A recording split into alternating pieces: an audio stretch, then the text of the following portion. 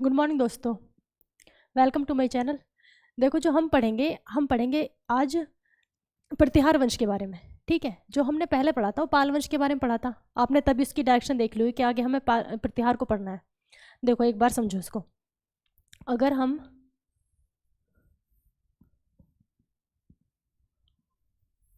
यहाँ पे कौन था, यहाँ पे था राष्ट्रकूट वंश, जो हमने पहले पढ़ा था। ठीक है, उसके बाद पढ़ा था हमने जस्ट पाल वंश, वो था इधर बंगाल वाले एरिया में। और यहाँ पे पढ़ना है हमें प्रतिहार वंश, गुजरात वाले एरिया में कौन सा है, प्रतिहार वंश है। तो मैंने तभी आपको बताया था कि जो तीनों वंश हैं, इन्होंने एक त्रिपक्षीय संघर्ष हुआ था। किसके लिए? कन्नौज के लिए। उस कन्नौज के लिए इन तीनों वंश ने भाग लिया था। तो जब पाल पढ़ा तब मैंने इसको बताया। तो मतलब हमें प्रतिहार वंश को पढ़ना है। ठीक है, किसके लिए किया था इन तीनों ने? कन्नौज के लिए। एक जगह के मतलब ये मेरा, कोई कह रहा ये मेरा, कोई कह रहा ये मेरा, मतलब आपस में लड़ लड़ के, लेकिन फाइनली जीत किसकी हुई थी? प्रतिहार की हुई थी।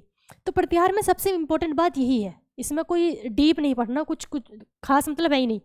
ठीक है, तो प्रतिहार वंश को देखते हैं, इसमें क्या क्या चीज़ें हैं। देखो वंश कौन सा? प्रतिहार वंश। प्रतिहार वंश, प्रतिहार वंश के जो संस्थापक थे, प्रतिहार वंश के संस्थापक थे नागभट्ट। संस्थापक कौन? नागभट्ट। प्रतिहार वंश के संस्थापक कौन है? नागभट्ट। लेकिन इसके बाद जो अगले राजा बनते हैं उनका नाम है वत्सराज। ये तो वो हो गए, मतलब कि संस्थापक हो गए। और एरिया कौन सा इनका? गुजरात वाला एरिया है। ठीक है, अगले राजा कौन थे? वत्सराज। वत्सराज, वत्सराज। अगले राजा कौन है? वत्सराज। वत्सराज ने ही इस प्रतिहार वंश में त्रिपक्षीय संघर्ष में भाग लिया, मतलब कि कन्नौज के लिए लड़ाई लड़ी पहली बार। किसने? वत्सराज ने। जैसे हमने राष्ट्रकूट पढ़ा था, तो राष्ट्रकूट में मैंने बताया था कि ध्रुव ने किया था, है ना? राष्ट्रकूट में ध्रुव ने। और जो पाल वंश पढ़ा था, पाल वंश में किसने किया था? धर्मपाल ने। ठीक है, वैसे ही यहाँ प्रतिहार वंश में किसने भाग लिया था? वत्सराज ने। किसमें? त्रिपक्षीय संघर्ष में। त्रिपक्षीय संघर्ष किसके लिए हो रहा है? कन्नौज के लिए। त्रिपक्षीय संघर्ष में भाग लिया किसने? वत्सराज ने। और इन्होंने इसका मतलब कन्नौज का काफ़ी सारे एरिया जीत भी लिया। देखो जैसे कि ऐसा हुआ, जैसे यहाँ से गए कौन? प्रतिहार का, इधर से राष्ट्रकूट के भी गए, और इधर से कौन गया? ये। जैसे मान लो ये है कन्नौज, तो प्रतिहार वालों इधर से आक्रमण किया अपनी साइड से, तो इतना एरिया मान लो ये प्रतिहार ने जीत लिया अपनी साइड का। फिर ये थोड़े थोड़े धीरे धीरे ये आगे बढ़े, फिर फाइनली फिर इधर से थोड़ा सा एरिया किसने ले लिया? ये वाला एरिया ले लिया राष्ट्रकूट ने। और ये इतना एरिया किसने ले लिया? पाल वंश ने। फिर धीरे धीरे क्या हुआ? धीरे धीरे प्रतिहार वंश ही आगे बढ़ता चला गया, फिर इतना, फिर इतना, फिर इतना, फाइनली प्रतिहार ने ही जीत लिया। तो लगभग मतलब मैक्सिमम पार्ट को वत्सराज ने ही अपने कब्जे में कर लिया था। किसका? कन्नौज का। लेकिन इसके बाद जो अगला राजा बनता है उनका नाम कौन है? उनका नाम है मिहिर भोज। अगले राजा कौन है? मिहिर भोज। मिहिर भोज, अगला राजा बने मिहिर भोज। मिहिर भोज ने इस जो ये कन्नौज है, कन्नौज के लिए कसम खाई कि मैं कन्नौज को अपनी राजधानी बनाऊंगा। अब राजधानी बनाने का मतलब क्या होता है कि उस पर कंप्लीटली उसका कब्जा, मतलब राजधानी उसी एक मतलब है, वहाँ की सेफ जगह होनी चाहिए राजधानी के लिए, और उसके लिए मतलब फैसिलिटी है इसका 100% उन्हीं का कब्जा हो। मेन चीज़ तो ये होती है।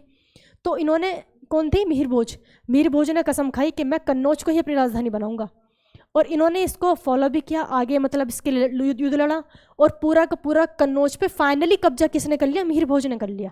ठीक है, तो कन्नौज को पूर्ण रूप से जीता इस त्रिपक्षीय संघर्ष में जो चल रहा था। तो पूर्ण कन्नौज पे कब्जा किया किसने? मिहिर भोज ने।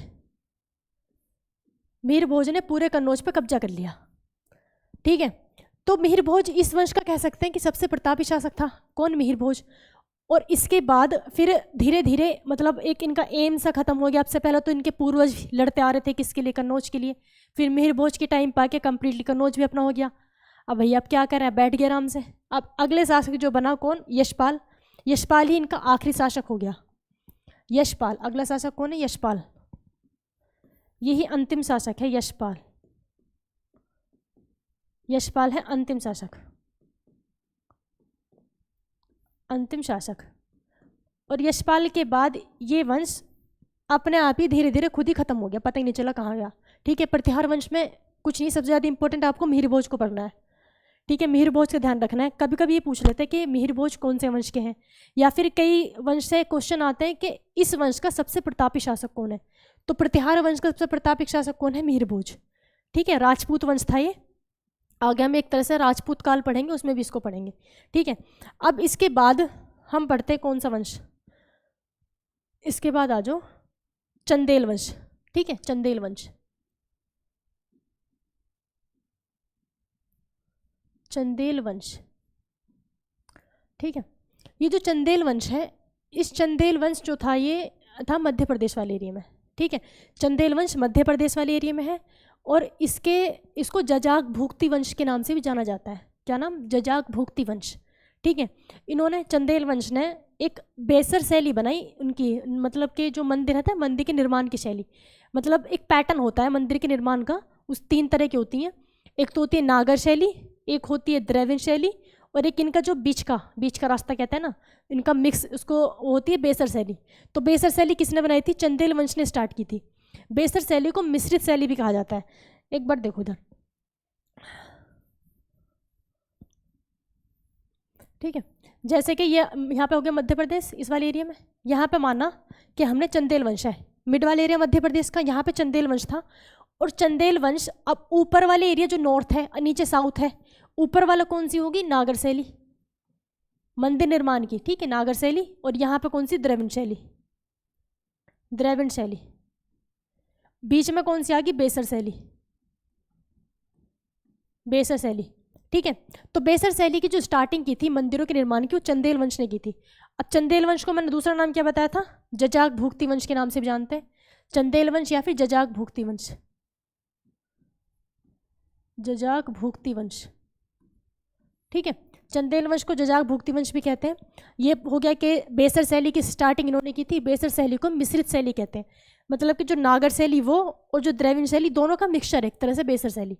ठीक है, अब इन्होंने मंदिर शैली का एक निर्माण करा, तो मतलब कि इन्होंने मंदिर बनवाए होंगे, तभी तो उस चीज़ का निर्माण हुआ।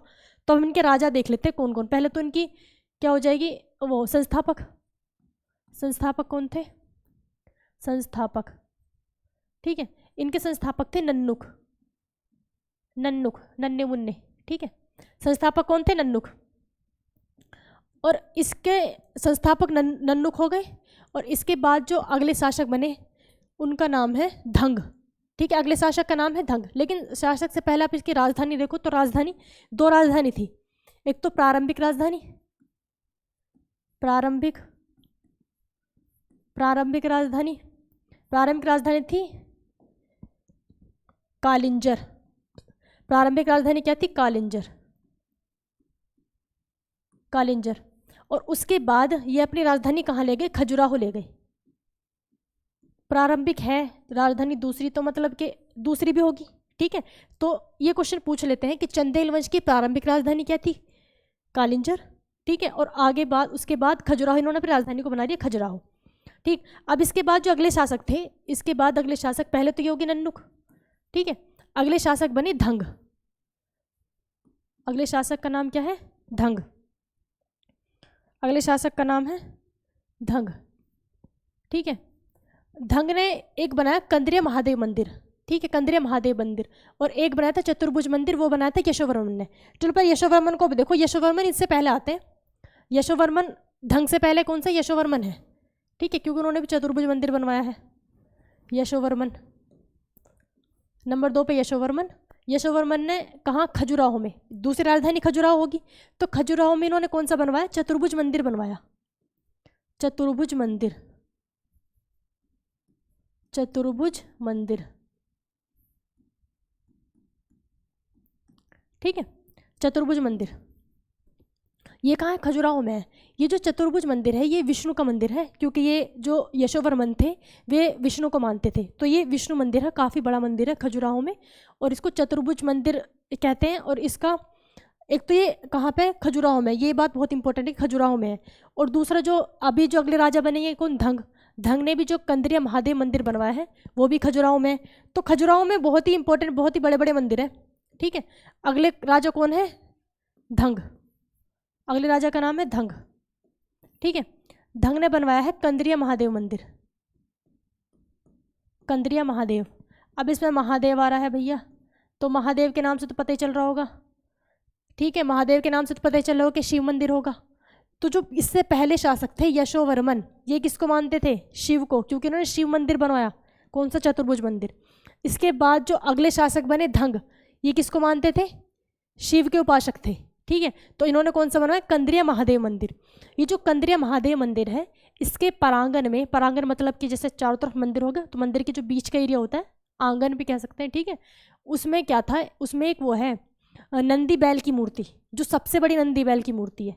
किसकी? नंदी बैल, नंदी बैल की मूर्ति है इसमें कंद्रिया महादेव मंदिर के प्रांगण में, सबसे बड़ी नंदी बैल की मूर्ति,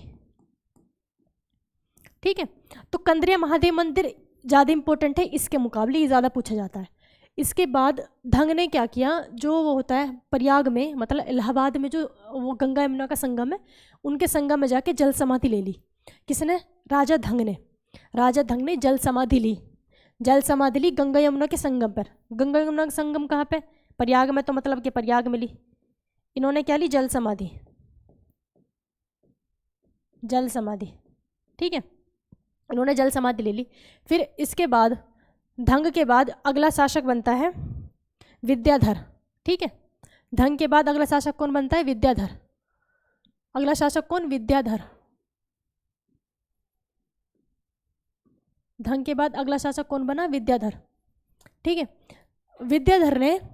विद्याधर के टाइम पे महमूद गजनवी का आक्रमण हुआ था, मतलब विद्याधर पे नहीं हुआ था, एक राजा था, उसका नाम था राज्यपाल, वो था गुजरात का, ठीक है। गुजरात के शासक राज्यपाल ने जब महमूद गजनवी ने उसके पास आक्रमण किया, तो वो डर के वहाँ से भाग गया, मतलब महमूद गजनवी से डर गया, उसको सामने ही नहीं किया, डर के भाग गया। तो ये जो विद्याधर थे, इन्हें इतना गुस्सा आया कि भैया अब तू उनसे तो बच गया, मेरे से बच के दिखाइयो। अब विद्याधर ने किसको मार दिया? राज्यपाल को मार दिया। किस वजह से? क्योंकि उसने महमूद गजनवी का सामना नहीं किया और वहाँ से डर के भाग गया, तो इन्होंने नहीं छोड़ा।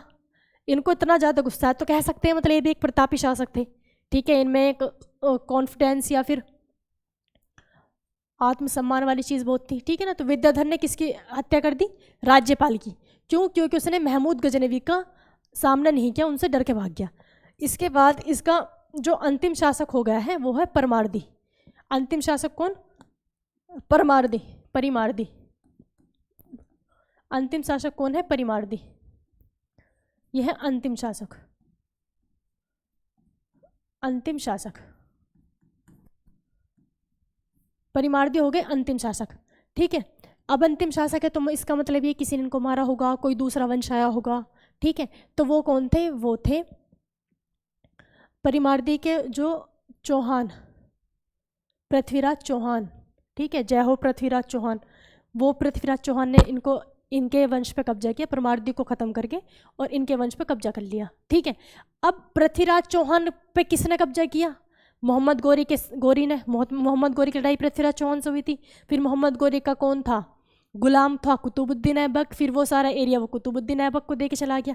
तो मतलब अब कुतुबुद्दीन ऐबक का नाम आ गया, तो इसका मतलब आपको दिख रहा होगा कि मिडेवल हिस्ट्री आने वाली है। इसके बाद एक दो वीडियो और फिर हम वो मिडेवल हिस्ट्री आ जाएगी। गुलाम वंश से मतलब कि दिल्ली सल्तनत आ जाएगी, ठीक है।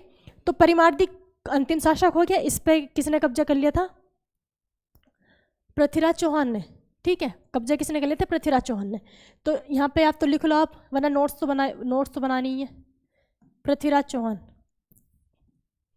पृथ्वीराज चौहान ने इन पर कब्जा कर लिया, तो ये चंदेल वंश खत्म हो गया इसी जगह पे। तो चंदेल वंश का एरिया तो समझ आ रहा है कि मध्य प्रदेश वाले एरिया, तो वहाँ से दिल्ली कितनी दूर, ठीक है। दिल्ली दूर नहीं है मध्य प्रदेश से, तो उस वाले पूरे एरिया में किसी दिल्ली सल्तनत शुरू हो जाएगी। तो अब हमने ये सब तो पढ़ लिया, जो हमने बड़े बड़े वंश थे सब पढ़ लिया, और हमें दिख रहा है डायरेक्शन के अब दिल्ली सल्तनत स्टार्ट होने वाली है। लेकिन ये हमने जो वंश पढ़े हैं ये बिल्कुल सीक्वेंस से पढ़े हैं, लेकिन कुछ ऐसी जगह भी तो जहाँ छोटे छोटे वंश थे वो हमने छोड़ देंगे। तो अब वो सारे वंश नेक्स्ट वीडियो में मैं आपको पढ़ाऊंगी, जो छोटे छोटे राजवंश हैं जो बीच में छोड़ देते हैं। कभी कभी उनसे भी क्वेश्चन पूछे जाते हैं, जैसे कि कुछ तो मंदिरों से रिलेटेड पूछे जाते हैं कि ये वंश, ये वाला मंदिर किस राजा ने बनवाया, या फिर वो किस वंश का था। तो ऐसे कई सारे वंश हैं, ठीक है। उन सारों को एक ही वीडियो में आपको मिल जाएंगे, ठीक है। Thank you. और वीडियो को लाइक कर देना अच्छी लगे तो।